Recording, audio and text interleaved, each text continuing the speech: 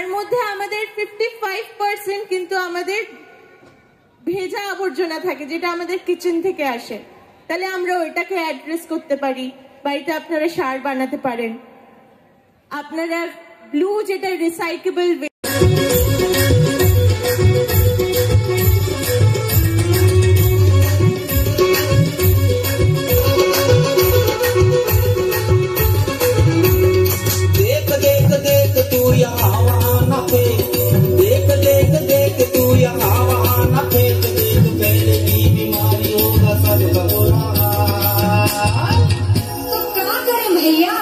गाड़ी वाला आया घर से कचरा निकाल, गाड़ी वाला आया घर से कचरा निकाल, गाड़ी वाला आया घर से कचरा निकाल, गाड़ी वाला आया घर से कचरा निकाल।